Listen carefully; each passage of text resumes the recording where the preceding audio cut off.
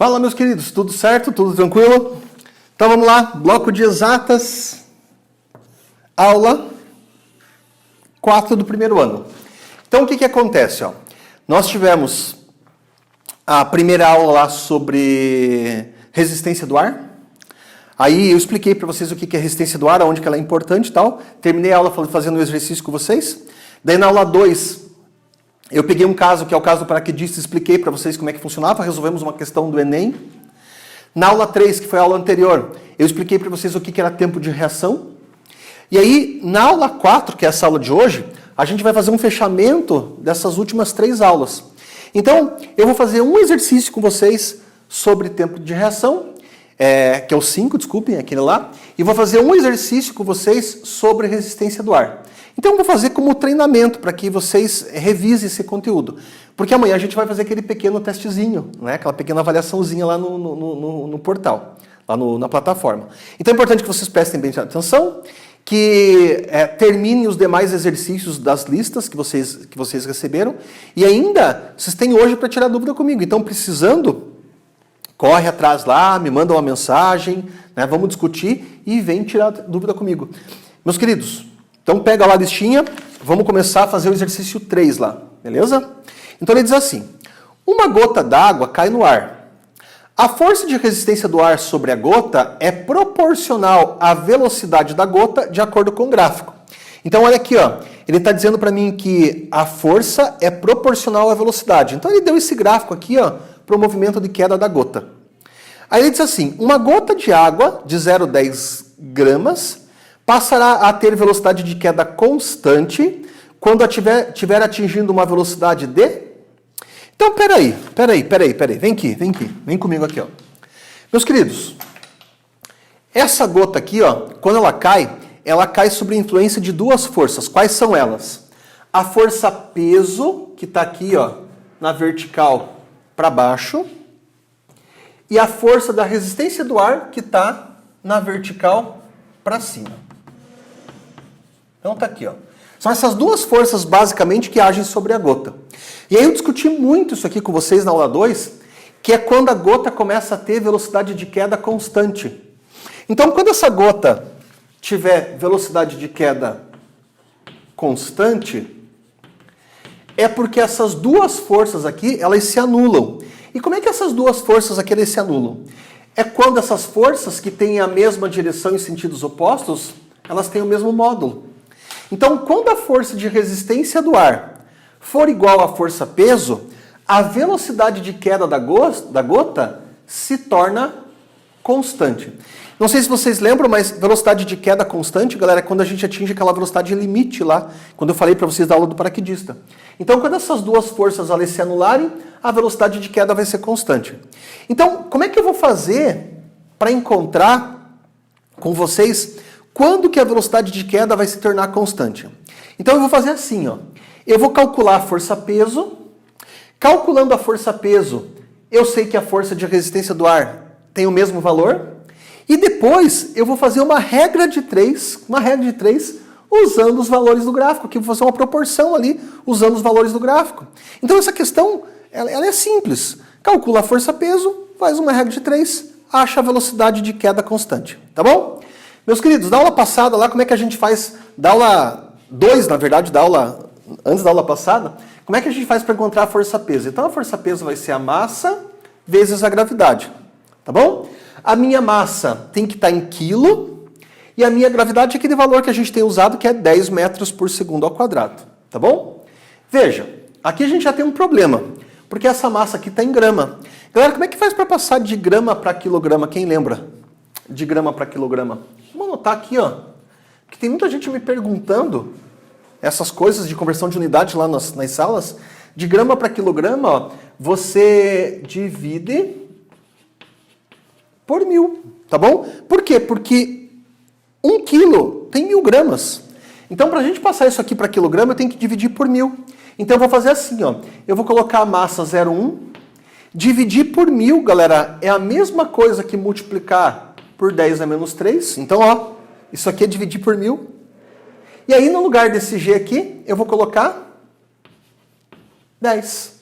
Então, repetindo, massa divido por 1000 para passar para quilo, vezes 10, que é a aceleração da gravidade. Então, 0,1 vezes 10, isso aqui vai me dar 1.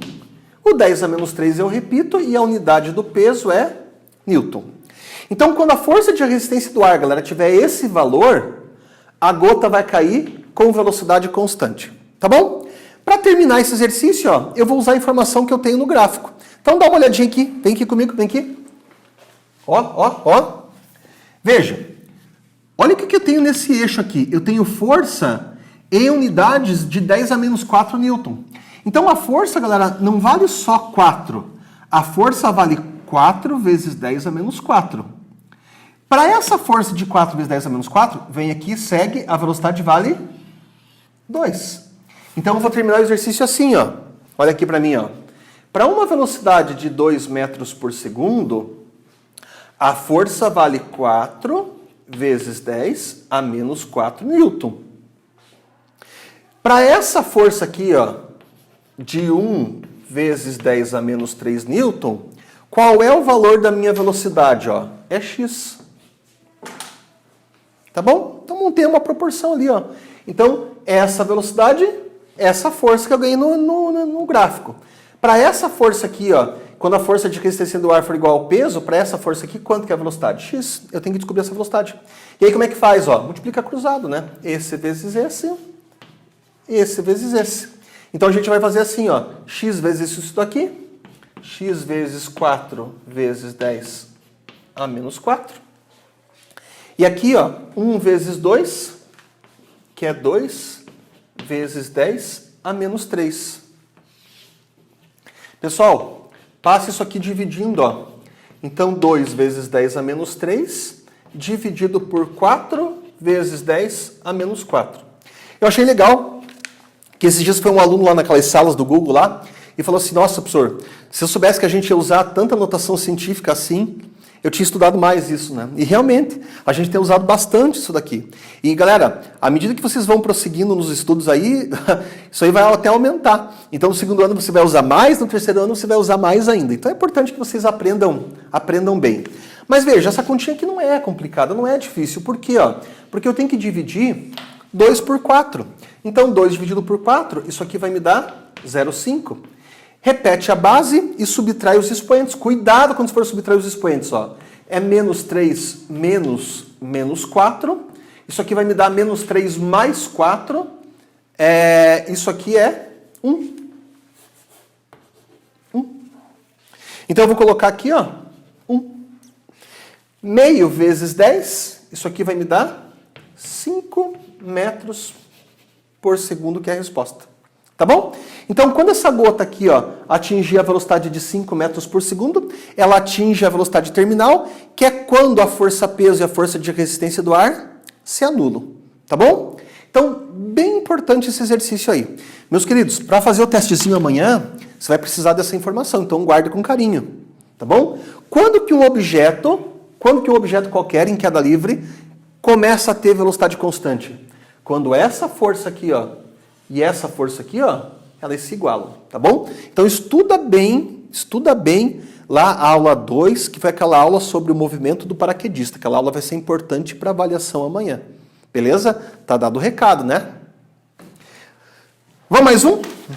Então agora pega a listinha e a gente vai fazer o exercício número 5. Vou pegar o giz e passar para cá. Ó, vocês não têm que brigar comigo por essa questão 5. Às vezes vocês falam assim, professor, você pega umas questões muito complicadas, né? O pior é eu não mostrar isso aqui, e aí quando vocês precisarem, vocês não saberem resolver. Essa questão, galera, é uma questão de uns 2 anos ou 3 anos atrás aí, do Enem. É uma questão que trata do tempo de reação de um motorista que, segundo o exercício, deixa eu ver, segundo o exercício, usa o celular enquanto dirige. Então é uma questão que trata daquilo que a gente discutiu na aula 3. Então ela é bem importante.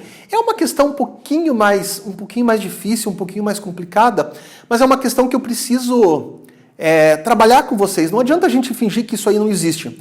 Então eu fico muito feliz se vocês pegarem e estudarem bem isso daqui em casa, tá bom? Só que antes de a gente começar a ler o enunciado, eu quero revisar 2 coisas com vocês aqui que são bem importantes. A primeira coisa que eu quero revisar é que vocês tiveram nas últimas aulas aí o conceito de aceleração. Eu vou precisar do conceito de aceleração para resolver esse exercício. Galera, a aceleração tangencial é ΔV por ΔT, tá bom? Então esse conceito aqui ele é bem importante dentro do exercício, ΔV por ΔT. E ainda a gente vai resolver um exercício, galera, que tem aceleração constante, beleza? O segundo conceito que eu quero revisar com vocês, que a gente vai usar para resolver esse exercício, galera, é um conceito aqui bastante importante, que é o seguinte, ó. Imagine que eu tenho um gráfico aqui, ó, da velocidade pelo tempo. Então, um gráfico aí, vocês estão estudando também em matemática, vocês estão estudando função em matemática. Imagine que esse gráfico seja assim, ó. Seja assim. O que você está vendo nesse gráfico? Então você está vendo um gráfico que o tempo ele vai aumentando, e aí se o tempo aumenta, a velocidade aqui, de acordo com esse gráfico, está permanecendo constante. Então o valor de velocidade aqui não está mudando. Galera, esse movimento que a velocidade é constante aqui, ó, que a velocidade é constante, o módulo dela, pelo menos, é chamado de movimento uniforme. Então, o movimento uniforme é quando o módulo da velocidade é constante. E veja que interessante aqui, ó, numa coisa. Vamos pegar um tempo aqui qualquer, que é um tempo t, tá bom? Veja, quando a gente pega a fórmula da velocidade média, ó, velocidade média é ΔS por ΔT, tá bom? Se eu pegasse aqui e passasse esse tempo lá para cima, multiplicando, eu poderia isolar o ΔS. Então, o ΔS ele ficaria assim, ó, velocidade vezes o tempo. Se a gente olhar para essa expressão aqui, ó, e olhar para aquele gráfico, faz todo sentido, galera. Porque, veja, o que eu tenho aqui, ó? Não é o ΔT?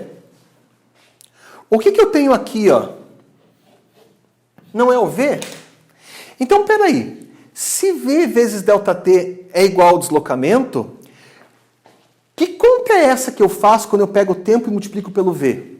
Que conta é essa? O que é isso quando a gente multiplica esse lado por esse lado? Digam para mim, o que é isso? O que é isso quando a gente pega lá, por exemplo, a largura da sala e multiplica pelo comprimento da sala? Não é a área. Então, meus queridos, olha aqui para mim, ó, olha aqui para mim. Toda vez que vocês tiverem um gráfico de velocidade pelo tempo e vocês calcularem essa área aqui, ó, essa área, ela é igualzinho ao deslocamento. Ela é igualzinho ao deslocamento. Então, toda vez que a gente tiver um gráfico de velocidade pelo tempo, determinou a área embaixo da curva aqui, você vai achar o deslocamento, tá bom? Veja, você pode falar assim, professor, mas a gente não aprendeu isso ainda. Veja, galera, eu estou ensinando para vocês. Estou mostrando até por que é. Então é bom que vocês vão se acostumando com essas informações, com essas coisas aí. Na verdade, eu sempre disse para vocês que se vocês tiverem uma aula com o mesmo conteúdo que vocês têm nas aulas normais, os blocos não resolveriam para nada. Então, a ideia do bloco é fazer o quê? A ideia do bloco é que vocês tenham coisas diferentes. No momento oportuno você aprender isso, mas eu vou precisar dessa informação aqui para resolver o exercício, tá bom? Então, dito isso, feita essa pequena revisão aqui, a gente pode fazer a questãozinha. Então vamos lá, pegue lá a questão 5 do Enem, vamos fazer juntos. Então, ó, a área ali é igualzinho ao deslocamento. Então ele diz assim, um motorista que atende uma chamada de celular é levado à desatenção, aumentando a possibilidade de acidentes ocorrerem em razão do seu aumento do tempo de reação. Veja, se o aluno não sabe o que é tempo de reação, pronto, ele já não faz essa questão. Ele já não faz essa questão. Considere dois motoristas, o primeiro atento e o segundo utilizando o celular enquanto dirige. Então, eu posso fazer o seguinte com vocês, ó. Eu vou dividir entre motorista atento, tá bom? E vou dividir aqui, ó, com motorista desatento. Esse cara aqui está prestando atenção, esse cara aqui está usando o celular, tá bom? Eles aceleram seus carros inicialmente com uma aceleração de 1 metro por segundo ao quadrado. Então, ó, tanto a aceleração aqui, ó, quanto a aceleração aqui, ó, 1 metro por segundo ao quadrado. Galera, o que significa uma aceleração de 1 metro por segundo ao quadrado? Significa o seguinte, ó, vem aqui um pouquinho, ó, vou pegar um borrãozinho aqui. Se você tivesse a partir do repouso, com o teu carro parado, você tem velocidade igual a zero. Quando passar um segundo, a tua velocidade vai para 1 metro por segundo. Quando passar mais um segundo, a tua velocidade vai para 2 metros por segundo. Quando passar mais um segundo, a tua velocidade vai para 3 metros por segundo, e assim por diante. Então, uma aceleração igual a 1 significa que a velocidade do carro vai variar de 1 em 1. Se essa aceleração aqui, por exemplo, fosse 2, a velocidade do carro ia variar de 2 em 2 e assim por diante. Tá bom? Então, ambos aceleram com aceleração de 1 metro por segundo ao quadrado. Em resposta a uma emergência, freiam com uma desaceleração igual a 5 metros por segundo ao quadrado. Então, eles freiam com uma desaceleração de 5 metros por segundo ao quadrado. Então, isso daqui ó, é uma desaceleração. Vou colocar aqui do ladinho. Ó, uma desaceleração. Tá bom? O motorista atento aciona o freio com a velocidade de 14 metros por segundo, enquanto desatento, em uma situação análoga, leva 1 segundo a mais para iniciar a frenagem. Você veja, galera, ó, na aula passada a gente viu um vídeo que falava que o tempo de reação normal, para uma situação normal, é de 1 segundo. O Enem, ele vai buscar essas informações, galera, são informações científicas. Então veja, esse tempo de 1 segundo, o Enem não inventou. É um tempo que realmente acontece na prática. Então, entre você ver, você pisar no freio, porque você está pisando no acelerador, pisar no freio e o carro reagir, vai quase 1 segundo. Então, esse cara aqui freia 1 segundo antes, o motorista atento freia 1 segundo antes que o motorista desatento. Veja, como é que eu vou fazer essa questão com vocês aqui? Ó? Eu vou fazer 2 gráficos, tá bom? Vou fazer 2 gráficos. Então, esse gráfico aqui ó, vai ser um gráfico da velocidade em metros por segundo pelo tempo em segundos. E eu vou fazer aqui um segundo gráfico com vocês para o motorista desatento, que vai ser um gráfico ó, da velocidade em metros por segundo pelo tempo aqui em segundos. E eu quero ler essa informação de novo com vocês. Ó. Vamos ler de novo. Ó. O motorista atento aciona o freio com a velocidade de 14 metros por segundo, enquanto o desatento, em situação análoga, leva 1 segundo a mais.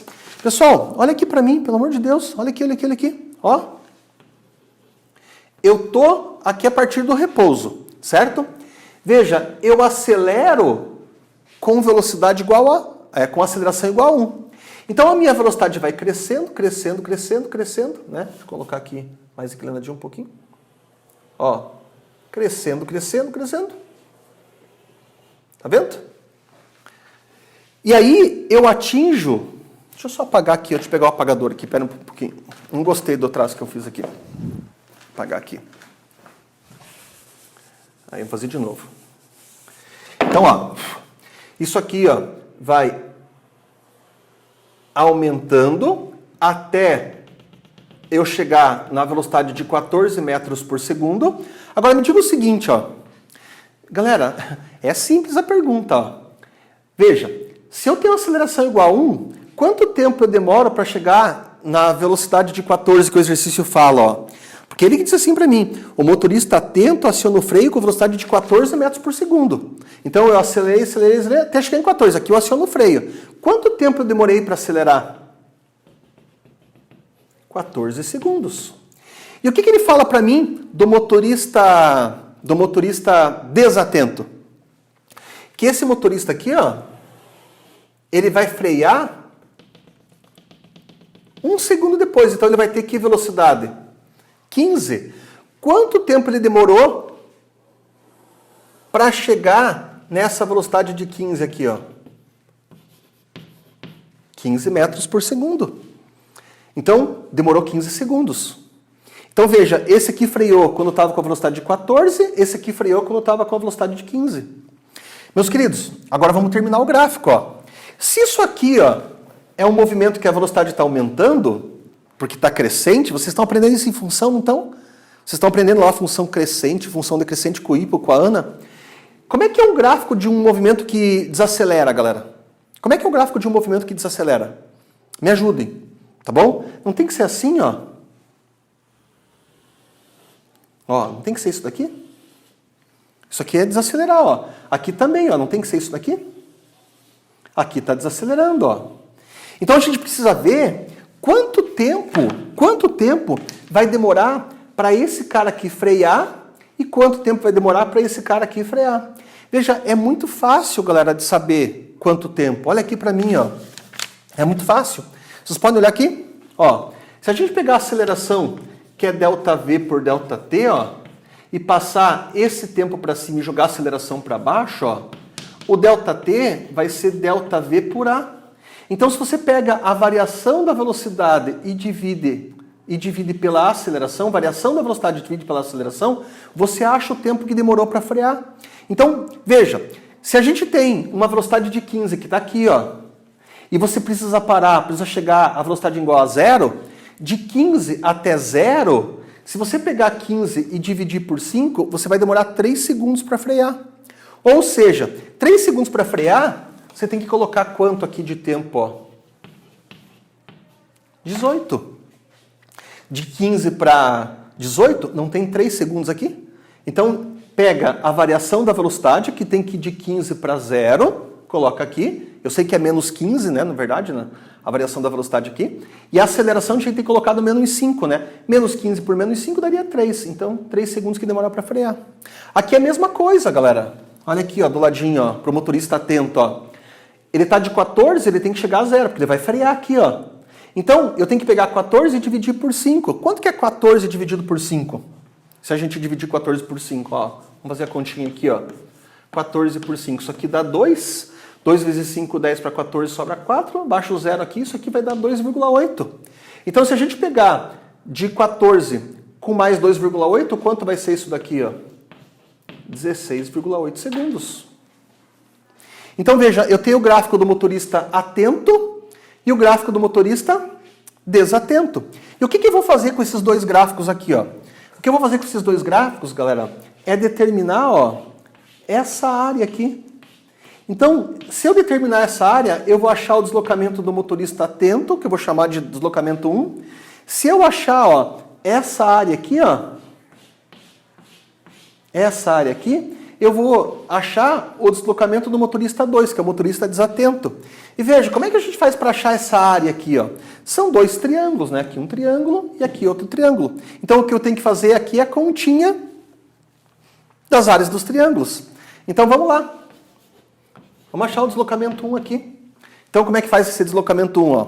Base, que é 16,8, vezes altura, dividido por 2. Base vezes altura dividido por 2. Então, eu posso cortar aqui, ó. Passa a vara no 2, passa a vara no 14, sobra 7. E fazer essa continha agora, ó. 7 vezes esse número, 7 vezes 8 dá 56, vão 5. 7 vezes 6 dá 42, com 5 dá 47, vão 4. 7 vezes 1, 7 com 4, 11. Então, galera, 117,6 metros esse motorista atento percorre no total, entre acelerar e desacelerar. Tá bom? Agora vamos ver o outro motorista aqui, ó. Então, deslocamento 2, ó. Base, que é tudo isso aqui, 18, vezes altura, que é 15, dividido por 2. Então, isso aqui vai me dar 1, isso aqui vai me dar 9. E aí você vai ter, ó, 9 vezes 15, que vai dar quanto? 9 vezes 5, 45, vão 4. 9 vezes 1, 9 com 4, 13. 135 metros. Então, isso aqui é a distância que o motorista desatento percorre. Isso aqui é a distância que o motorista atento percorre. Galera, se esse aqui anda 117,6 e esse aqui anda 135 metros, qual é a diferença de percurso dos dois aqui? Como é que a gente faz? Vamos lá, me ajudem, me ajudem. Então, a diferença no percurso aqui, ó, é só você pegar 135 menos 117,6. Então, isso aqui vai me dar 17,4 metros. Tá bom? Então, esse motorista percorre 17,4 metros a mais do que esse por conta de ter atendido o celular, o que me dá o gabarito correto, letra E. Tá bom? Então, olhe, uma aplicação não é fácil, é uma aplicação que você tem que pensar um pouquinho para fazer, mas eu dei um caminho para vocês. Utilizar esses gráficos aqui, ó, eles são de extrema importância. Meus queridos, espero que vocês tenham entendido. Se vocês não entenderam, vocês sabem muito bem onde me procurar. E não saiam por aí falando que 17,4 metros não é nada. Isso é muita diferença entre você causar um acidente ou não causar. Tá bom? Então é importante que vocês levem essa informação para sempre. Tá bom? Então a gente nunca vai ter uma atitude instantânea. Né? Existem pessoas que têm bons reflexos, existem pessoas que conseguem fazer as coisas mais rápidas, mas nunca vai ser instantâneo. Tá bom? Então tem uma aplicaçãozinha do Enem bem interessante para a gente. Pessoal, tudo de bom para vocês, um abraço e espero vê-los em breve aí. Até mais. Tchau.